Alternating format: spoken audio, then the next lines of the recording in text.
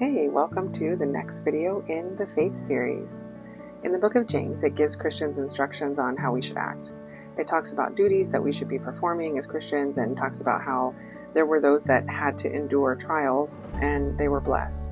Further into James, it talks about suppressing certain affections that can lead to idolatry and how the Word of God should be what we go to first. It should be what we seek first. It should be what we read first, what we study first. Because the more that we study our Word, the more we understand it, and then we can apply it to our lives with practical application. We as Christians have to walk and live by the Word of God. Otherwise, what's the point in calling ourselves Christians? So the verse I'm talking about today is James chapter 1, verse 6 in the New King James Version. But let him ask in faith, with no doubting, for the one who doubts is like a wave of the sea that is driven and tossed by the wind. We can ask God anything in faith, with no doubting, which means unwavering. Having doubt is comparable to the waves of the sea because they are unpredictable. They're tossed back and forth by the wind. Now, if you live in a place that's known for storms and hurricanes and tornadoes, then you know that people have to find stability when sheltering from the storm. The last place that you would ever want to be in is in or near the water. The waves lack stability, and so does the person with doubt. Wisdom will be given to those who ask for it. Now, when people came to Jesus for healing and other miracles, they came to him and it was their faith that made them well. He would often ask them, "Do you believe?"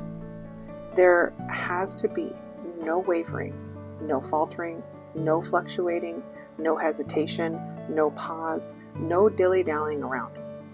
It is a yes, he will, or no, he won't.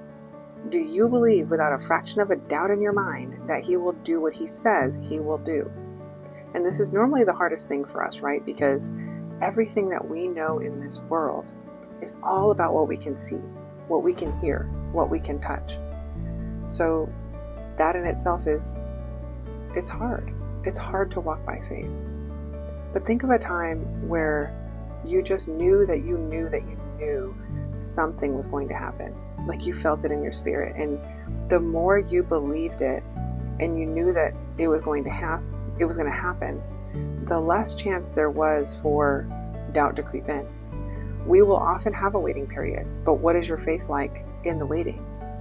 He wants us to walk by faith, meaning walk with a knowing and understanding that it will happen, and be sure that your heart posture remains in a place that's unmoved by the things that you see that make it look like it's not possible to receive the promise.